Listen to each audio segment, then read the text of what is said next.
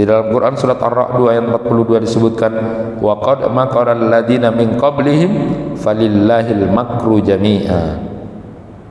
Dan sungguh orang-orang kafir sebelum mereka telah mengadakan tipu daya, tetapi semua tipu daya itu adalah dalam kekuasaan Allah.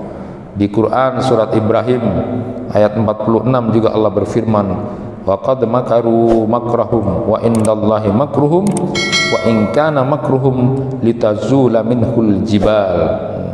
Sampai segitunya ya.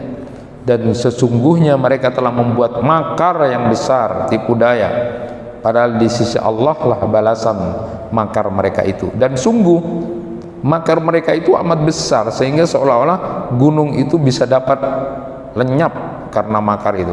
Jadi dari saking sungguh-sungguhnya mereka untuk mengusir, membunuh, merusak, itu nanti seolah-olah gunung itu sampai akan lenyap dengan itu.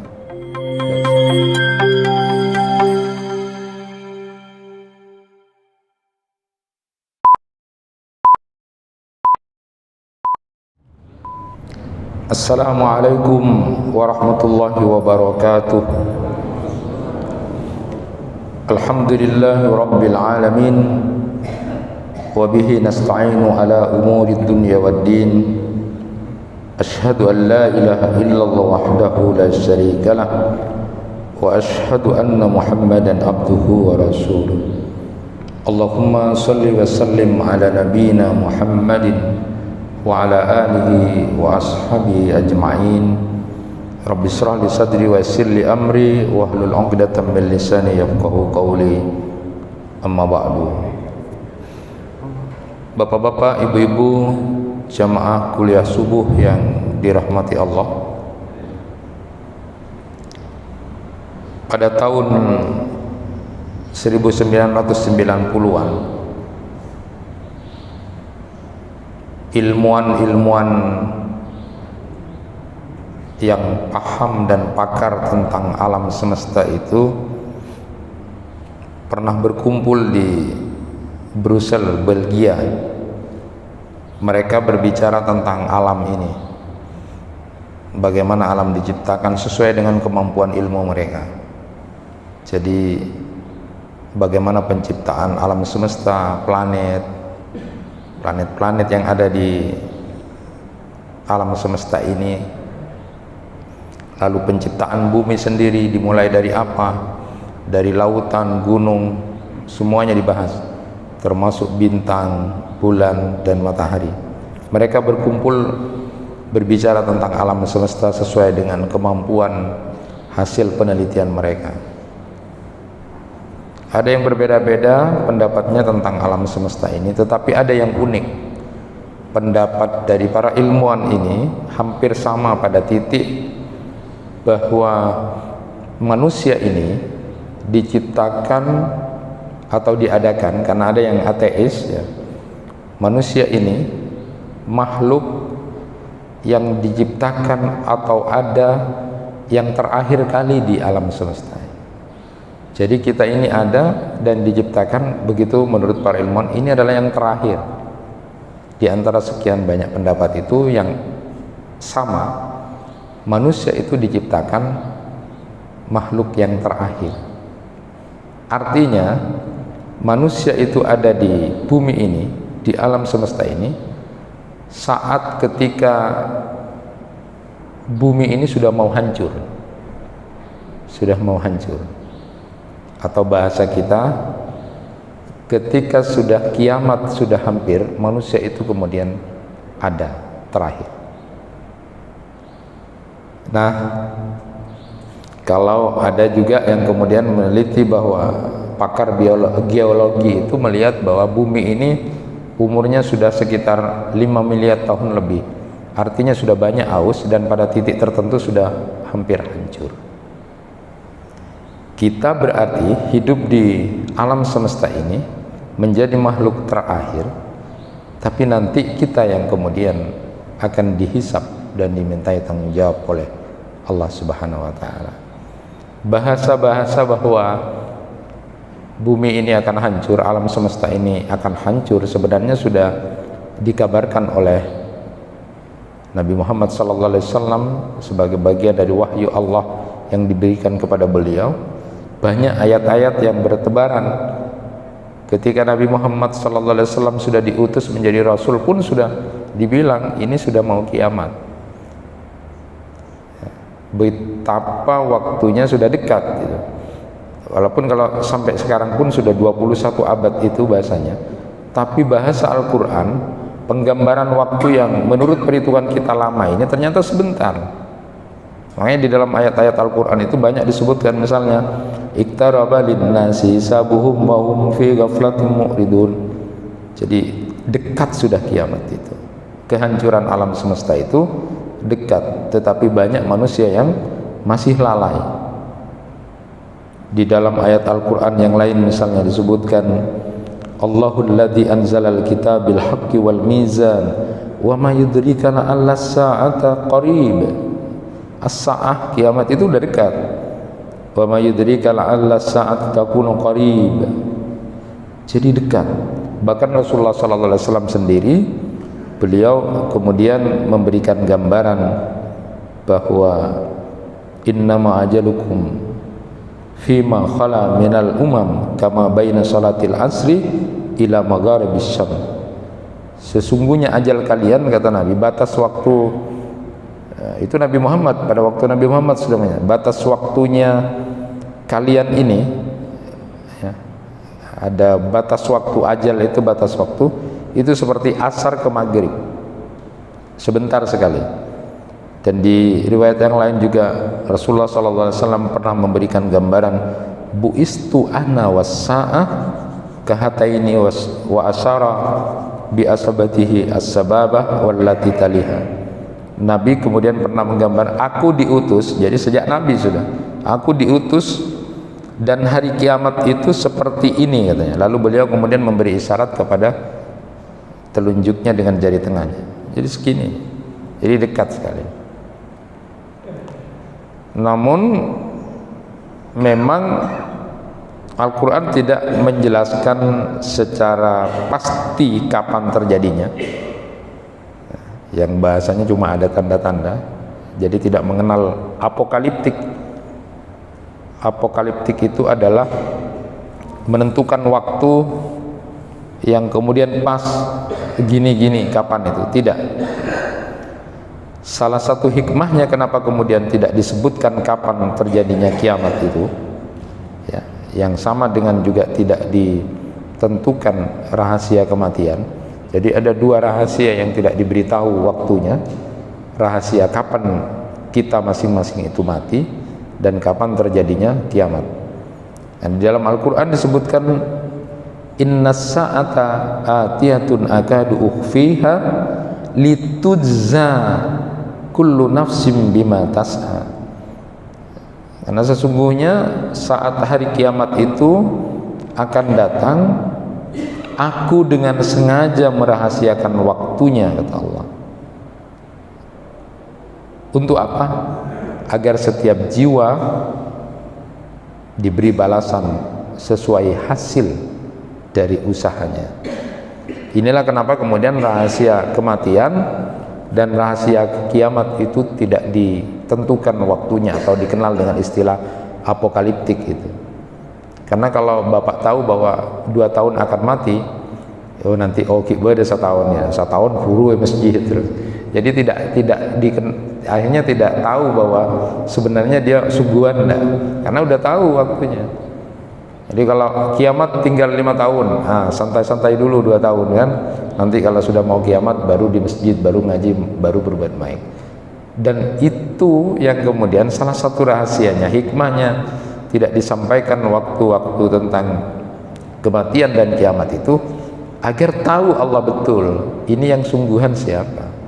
Nah kalau sudah tahu pasti waktunya itu, maka mungkin dia akan merekayasa untuk berbuat baik dan sebagainya dan sebagainya.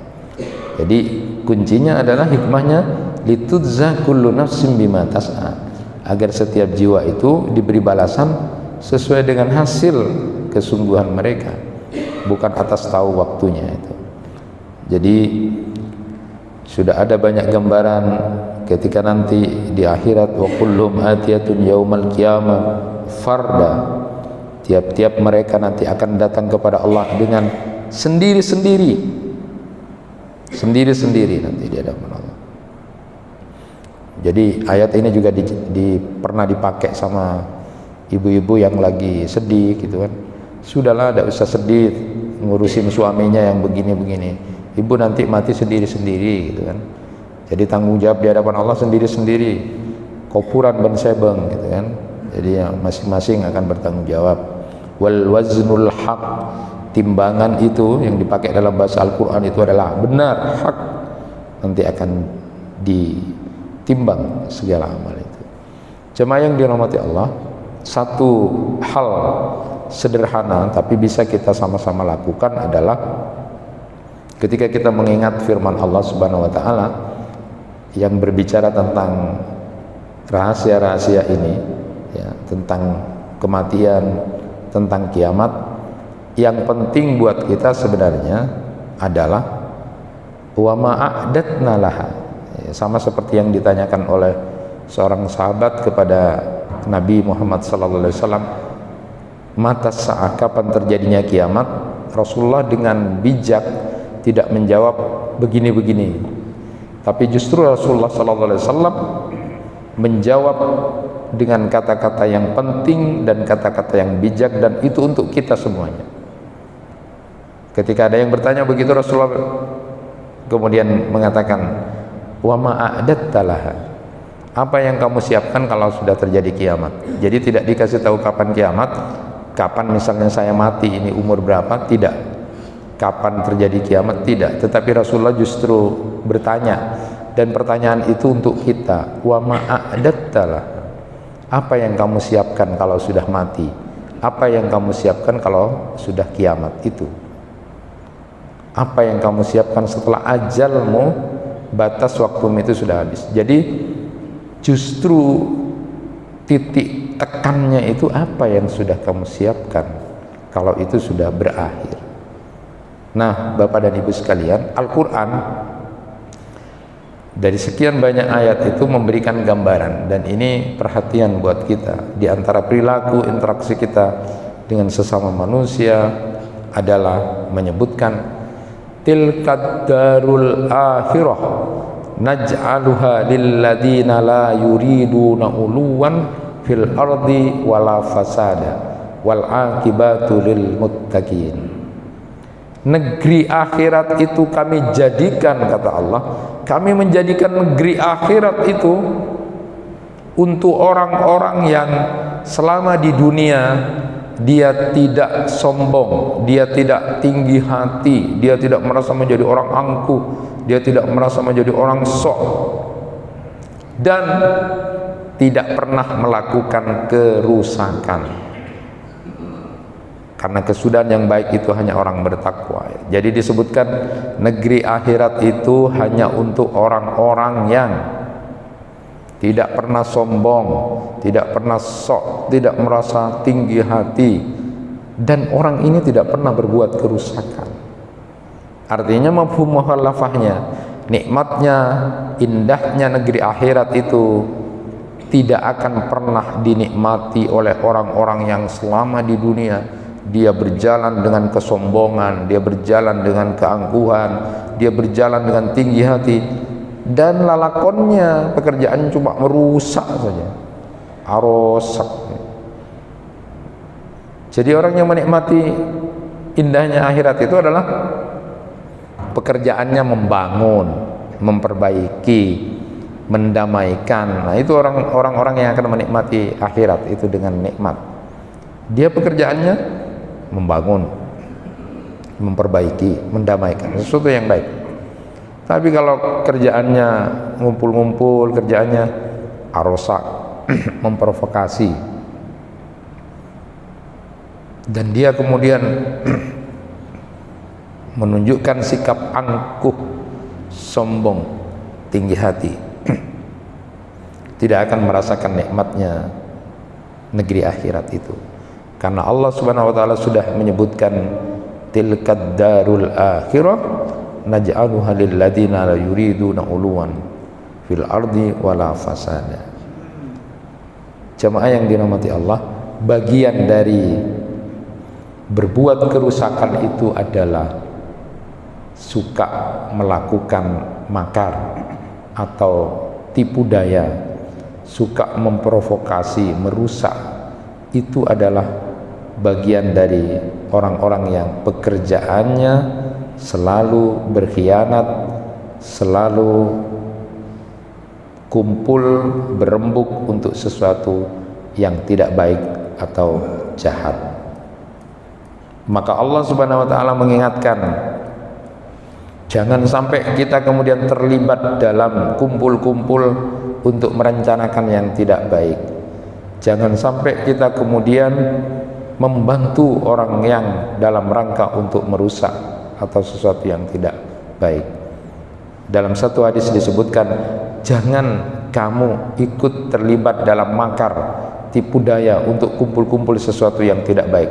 Jangan kamu membantu kalau ada kumpul-kumpul untuk yang tidak baik, karena Allah Subhanahu wa taala sudah menyebutkan di dalam Quran surat Fatir ayat 43 itu, wa makras sayyi wa la yahikul makrus sayyi'u illa bi ahlihi. Dan ini dijadikan kaidah oleh Syekh Al-Muqbil dalam kaidah-kaidah Al-Quran itu, bahwa orang yang punya rencana yang jahat tidak akan menimpa selain orang yang merencanakan itu sendiri. Dulu saya waktu di pondok dikasih mahfudot, artinya kata-kata pepatah Arab, kata-kata bijak. Man hafara hufratan waqa'a fiha, itu dengan teriak-teriak. Man hafara hufratan waqa'a fiha, siapa yang buat lobang, siapa yang buat sesuatu yang tidak baik, maka dia akan terjerumus jatuh ke lubang itu sendiri. Atau ada kemudian kalimat dengan ditambahi, man hafara hufratan li akhihi waqa'a fiha, siapa yang kemudian membuat sesuatu yang tidak baik, satu lubang yang akan menjerumuskan saudaranya, maka dia justru akan terjerumus sendiri ke dalam itu. Allah Subhanahu wa taala sudah menyebutkan itu, wa makras sayyi'i wa la yahiqul makrus sayyi'u illa bi ahli. Maka jangan kita terlibat dalam kumpul-kumpul untuk sesuatu yang tidak baik ini. Quran surat Fatir ayat 43 ini memang adalah bercerita tentang pembangkangan orang-orang Yahudi dan Nasrani. Jadi orang Yahudi dan Nasrani itu mereka sudah mengatakan, bersumpah bahkan, nanti kalau ada rasul yang diutus, maka kami akan menjadi orang yang taat, gitu kan. Nah, ternyata ketika Nabi Muhammad SAW diutus sebagai rasul pada waktu itu, yang terjadi justru sebaliknya. Orang-orang Yahudi itu dan orang-orang Nasrani justru membangkang, dan bahkan mereka tidak cuma kufur, membangkang dan maksiat, tapi mereka kumpul-kumpul untuk merencanakan kejahatan, untuk membunuh Nabi, untuk mencelakai Nabi, dan apapun yang mereka bisa lakukan. Maka lalu Allah mengatakan, wa makrus sayyi'i wa la yahiqul makrus sayyi'u illa bi ahlihi. Walaupun mereka merencanakan kumpul dengan penuh tipu daya, maka tidak akan menimpa apapun kepada Nabi Muhammad itu, tapi justru merekalah yang nanti akan termakan dengan tipu daya mereka sendiri. Nah, itu yang kemudian disebutkan di dalam ayat Al-Quran. Bahkan Allah Subhanahu wa taala juga menetapkan bahwa orang yang punya rencana jahat, ya, itu modelnya sama dengan orang-orang yang memusuhi para nabi dan rasul. Jadi kalau Rasulullah dulu ada orang yang kumpul-kumpul untuk merencanakan, nah orang-orang yang punya rencana jahat ngumpul untuk merencanakan kejahatan, merusak dan sebagainya, itu yang sejenis dengan itu, maka model seperti ini adalah modelnya sama dengan orang-orang yang memusuhi Nabi dan Rasul. Di dalam Quran surat Ar-Ra'd ayat 42 disebutkan, wa qad makara alladziina min qablihim falillahil makru jami'a. Dan sungguh orang-orang kafir sebelum mereka telah mengadakan tipu daya, tetapi semua tipu daya itu adalah dalam kekuasaan Allah. Di Quran surat Ibrahim ayat 46 juga Allah berfirman, wa qad makaru makrahum wa indallahi makruhum wa in kana makruhum litazula minhul jibal. Sampai segitunya ya. Dan sesungguhnya mereka telah membuat makar yang besar, tipu daya, padahal di sisi Allah lah balasan makar mereka itu. Dan sungguh makar mereka itu amat besar, sehingga seolah-olah gunung itu bisa dapat lenyap karena makar itu. Jadi dari saking sungguh-sungguhnya mereka untuk mengusir, membunuh, merusak, itu nanti seolah-olah gunung itu sampai akan lenyap dengan itu, dari saking jahatnya rencana-rencana itu. Nah, di dalam Al-Quran banyak sekali sudah digambarkan bahwa tipu daya seperti itu akan kembali kepada orang yang merencanakan kejahatan itu sendiri. Di dalam Al-Quran misalnya dicontohkan tentang salah satu bagian dari tipu daya itu, dan cerita yang sangat bagus kalau dilihat dari segala sisi. Jadi nanti bisa tafsir surat Yusuf itu, yang itu di dalam Al-Quran sendiri disebut ahsanul qasasi, cerita terbaik itu, cerita terbaik di dalam Al-Quran itu adalah ceritanya Nabi Yusuf. Itu dari segala sisi itu kalau dipelajari bagus. Nanti mudah-mudahan ada ustadz yang bahas tentang itu. Jadi ada banyak kitab yang sudah berbicara tentang, jadi intrik misalnya, intrik-intrik kecemburuan, intrik-intrik perselingkuhan, intrik apapun ada di ceritanya Nabi Yusuf. Termasuk mulai dari awal anak-anaknya Nabi Yakub itu kan iri sama Nabi Yusuf karena bapaknya terlalu sayang sama Yusuf kan. Sehingga sampai mereka mengatakan ahabbu ila abina minna wa nahnu usbah inna abana lafi dhalalin mubin. Sampai Nabi Yakub itu bapaknya dibilang itu bapak yang sesat, itu cintanya cuma sama Yusuf. Jadi dari sisi psikologi ini kita belajar, jadi orang tua nanti gak boleh membeda-bedakan anak. Boleh cintanya ibu, cintanya bapak kepada salah satu anak, iya, tapi jangan ditampakkan secara umum di depan anak, karena itu bisa membuat kecemburuan. Harus adil tetap. Kalau hati iya boleh, tapi jangan ditampakkan. Jadi misalnya punya anak 2, 4, 5, yang disayang 1 ibri itu loh, selain tak ibri, itu bahaya. Harus sama ya, satu-satu. Perkara hatinya senang kepada salah satu boleh, tapi jangan kemudian ditampakkan di depan anak-anak. Ini salah satu pelajarannya. Sampai kemudian saudara-saudara yang lain menyebut inna abana lafi dhalalin, sesat itu. Jadi hati-hati. Nah, intinya karena oleh sebab itulah kemudian mereka melakukan makar, tipu daya, beremar ya, Yusuf sudah bunuh saja ini, usir saja, itu gimana caranya, terus dipegang bapak gitu kan. Akhirnya mereka ngerayu Nabi Yakub, ayolah kita ajak main-main. Jangan, nanti enggak, ini untuk yarta wayal up, ini kan untuk senang-senang, refreshing, main-main gitu kan. Nanti kami akan jaga, kami ini kuat gitu. Berapa 11 orang itu kuat, kami ini kuat gitu kan. Tapi toh akhirnya kan mereka lakukan makar, sudah merencanakan begitu, sampai kemudian singkat cerita Yusuf itu ada yang menyatakan sudah dibunuh aja, tapi ada yang bilang jangan, terus dimasukkan ke sumur saja, itu dalam Al-Quran. Ini salah satu segmen cerita itu. Walaupun nanti banyak segmen cerita yang cukup lengkap di ceritanya Nabi Yusuf itu. Hanya mereka buat tipu daya, singkat cerita diceburkan dalam sumur itu. Dan mereka kemudian datang ke Nabi Yakub dengan mengatakan nangis-nangis, merekayasa, ini sebenarnya kami sudah jaga, tapi sebentar saja lalai, lalu kemudian dimakan serigala. Lalu dikasih tahu ini gamis bajunya Yusuf dengan darah yang bukan darah manusia.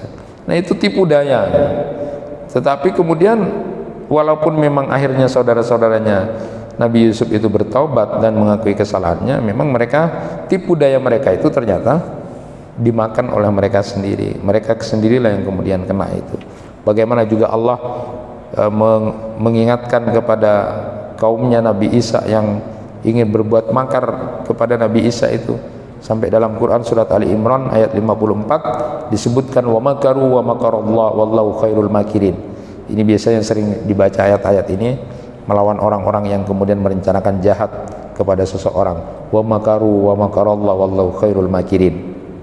Nah, lebih dahsyatnya lagi model tipu daya itu adalah ketika ingin mencelakai, ingin mengusir dan membunuh Nabi Muhammad SAW. Jadi orang-orang kafir terus ngumpul, terus meeting gitu ya, melakukan perkumpulan untuk membunuh Nabi Muhammad SAW. Jadi dalam Al-Quran disebutkan surat Al-Anfal 30, bagaimana itu usaha-usaha orang kafir itu untuk bagaimana menjatuhkan, membunuh Nabi Muhammad SAW. Tetapi sebagaimana Allah SWT sudah bilang, makrus sayyi itu ya, yang namanya rencana-rencana jahat, makar-makar yang tidak baik itu sama sekali tidak akan menimpa kecuali menimpa diri mereka sendiri. Kalau kita baca misalnya kitabnya Syekh Mustafa Murad, Mi'ah Mu'jizah min Mu'jizatir Rasul, 101 mukjizatnya Nabi itu, Bapak dan Ibu, luar biasa itu. Salah satu diantaranya adalah ketika Allah menyelamatkan Nabi Muhammad dari tipu daya orang-orang kafir untuk membunuh.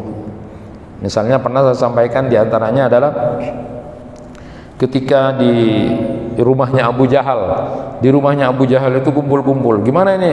Nah, ada yang ngusul. Nah, yang ngusul ini adalah Tariq As-Sudalai ini. Tariq As-Sudalai, gini aja, Muhammad itu dibunuh nanti kalau lagi duduk-duduk di dekat Ka'bah.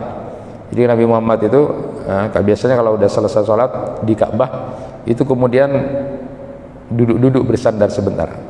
Itu sudah sering dilihat, dipantau oleh orang-orang kafir itu untuk mencelakai Nabi ya, mereka bermakar tipu daya.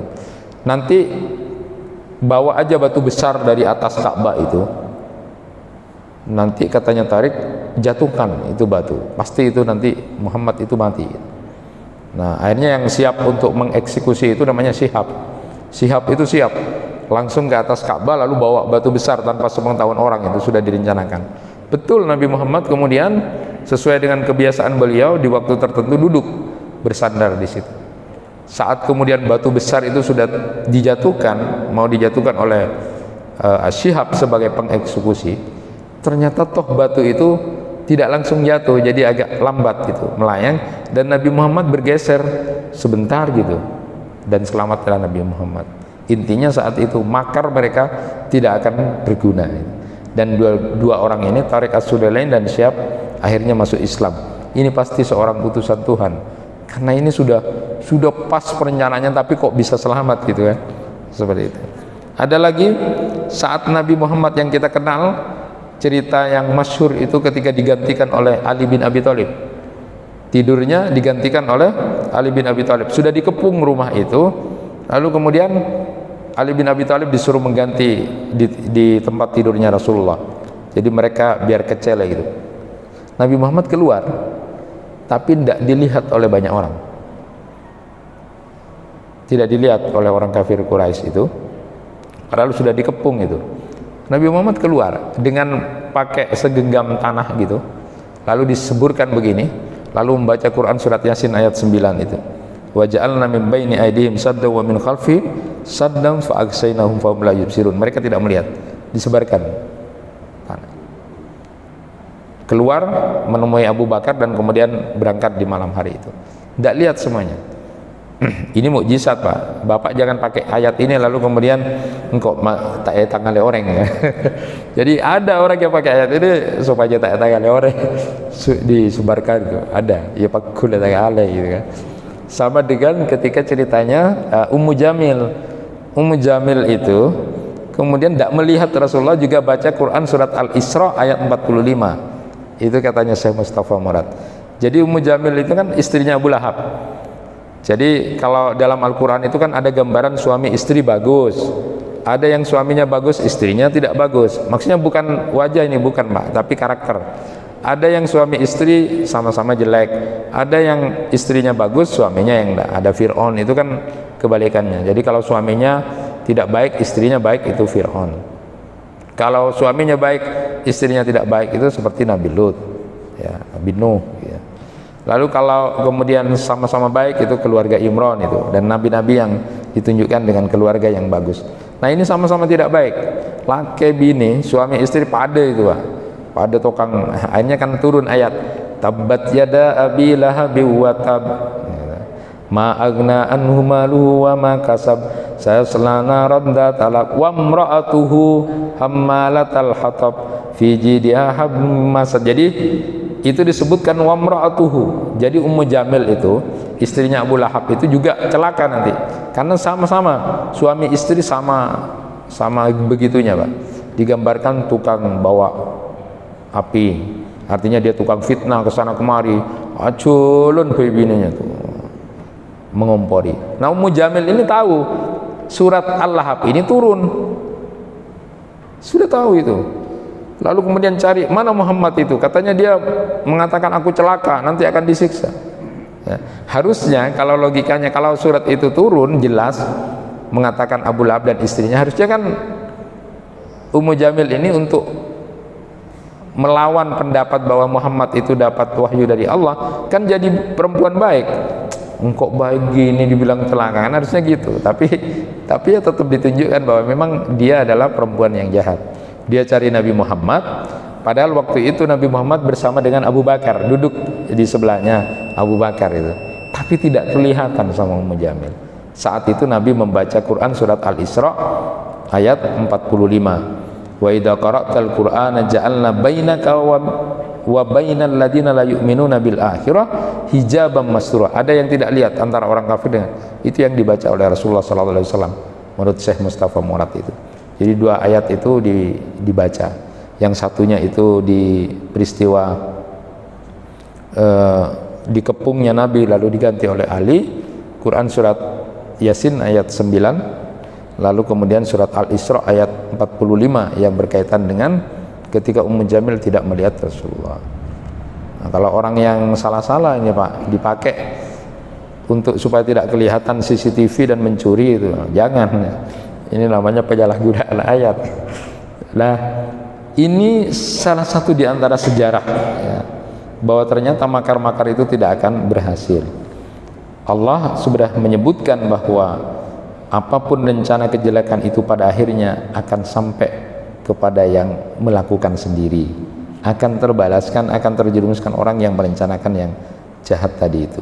Yang diingat adalah bahwa negeri akhirat itu adalah untuk orang-orang yang kemudian suka memperbaiki, membangun, bukan yang merusak, dan untuk orang-orang yang tidak pernah sombong dan tidak bertinggi hati ketika dia berjalan di atas bumi ini. Orang-orang yang akan dijadikan objek dari tipu daya itu, makar itu, akan selamat. Allah akan menjadi pelindung dan penjaga dari makar itu dengan catatan di dalam Quran surat An-Nahl ayat 127 sampai 128 itu disebutkan catatannya yang terpenting adalah dia bersabar, lalu kemudian dia tetap kekeh di dalam ketakwaan kebaikan, dan dia tidak berubah untuk tetap berbuat baik. Dia tetap kekeh, dia tetap berbuat baik, dia kemudian bersabar. Wasbir wa ma sabruka illa billah wa la tahzan alaihim wa la taku fi dhaikin mimma yamkurun innallaha ma'al ladzina taqaw wal ladzina hum muhsinun. Bersabarlah kamu, dan kesabaranmu itu semata-mata dengan pertolongan Allah. Jangan kamu bersedih hati terhadap kekafiran atau kejahatan mereka. Jangan kamu bersempit dada terhadap tipu daya rencana jahat mereka. Tidak usah kemudian kamu bersempit dada. Sungguh Allah akan bersama orang-orang yang bertakwa dan bersama orang-orang yang selalu berbuat baik. Jadi kalau dicermati ayat ini menunjukkan bahwa makar tipu daya orang yang merencanakan jahat pada kita itu tidak akan menghasilkan keburukan apapun selama kita berada dalam kesabaran, ketakwaan, dan selalu berbuat baik. Karena sudah disebutkan oleh Allah, makrus sayyi wa la yahiqul makrus sayyi illa bi ahli. Jadi tidak akan pernah menimpa rencana jahat itu kecuali kepada mereka sendiri. Dan model-model seperti itu hanya akan dilakukan oleh orang-orang yang tidak menginginkan sebuah kebaikan. Disebutkan di sini bahwa jadi para ulama itu menyebut makar itu kan ada dua, makar yang baik dan makar yang jelek ya. Jadi makar itu Pak ya, tipu daya itu makar yang jelek, yang terpuji itu adalah kita sering ngumpul merencanakan sesuatu yang baik, itu makar yang baik, yang dinilai itu hasilnya. Jadi kalau ngapain kita gini-gini, membicarakan gini untuk apa? Untuk kebaikan, itu berarti yang baik, terpuji. Tapi kalau kemudian kita gini-gini untuk itu berarti tercela. Kalau di dalamnya ada unsur untuk merusak, untuk kesombongan dan menunjukkan kita ini siapa kok diginikan misalnya, itu pasti jelek. Jadi katanya Syekh Ibnu Ashur itu ketika menjelaskan ayat ini, beliau menyebutkan bahwa jelas bahwa kegiatan merencanakan yang jahat itu adalah kegiatan yang merugikan pihak tertentu, bertujuan untuk merusak atau membuat sesuatu yang tidak baik. Padahal Allah senang kepada orang-orang yang membangun.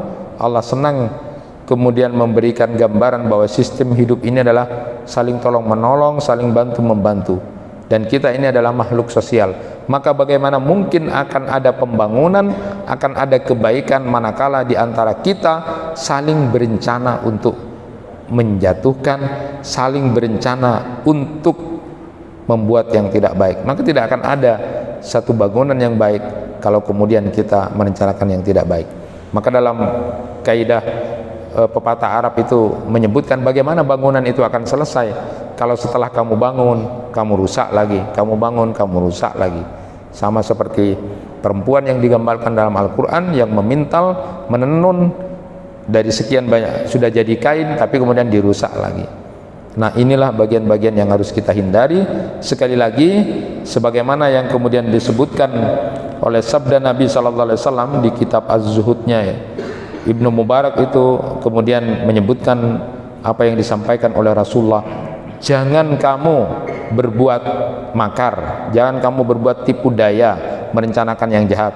Jangan juga kamu memberi bantuan kepada orang yang mau berbuat jahat.